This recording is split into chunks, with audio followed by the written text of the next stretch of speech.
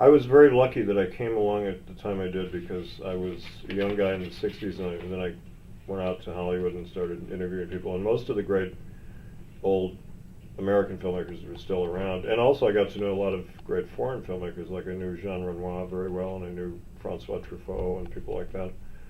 And I got to meet other directors from other countries, but a lot of the silent filmmakers were still alive, and people from the golden age of Hollywood, and then the actors, and most of those people are all gone now. And so a young person starting today would only be able to read about them. But I was fortunate enough to be there and really be trying to meet all the people I wanted to meet. And I was in a position where I could get to them, almost everybody I wanted to meet. I was very lucky.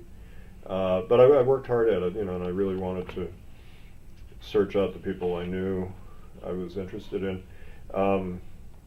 But one reason they were willing to talk to me was that I did know their work. I had studied their work a lot before I would go see them, because that flatters people. They like to talk to some young person who knows their work.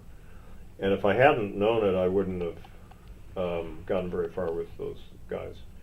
And but certainly, I kept doing the research, because like when I started researching Ford, a lot of his say silent films were missing, and we've discovered a lot of them over the years. So I keep seeing new films by Ford. There's one that came out recently that was rediscovered called Upstream, which I still haven't managed to see yet.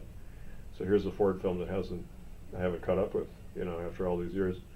So you keep studying these people, and then the more you study them, the more you get out of the films, and it does help to know them. Although, as I say with Ford, what was more interesting to me was his sort of body language and his personality that I picked up from sitting with him for an hour, because it wasn't what he said so much, it was kind of his manner and his defensiveness and his crankiness, and I learned a lot about him that I wouldn't have known if I hadn't spent that hour with him.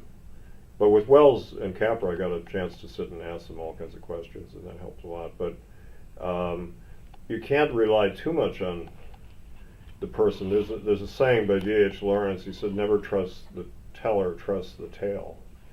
So there's a fallacy if you expect that the artist will give you all the answers, because artists don't always understand their work completely anyway. They work out of their subconscious, and so it's part of our job as scholars and critics to interpret these works. And sometimes the artist doesn't know what his film is actually saying. That can happen too.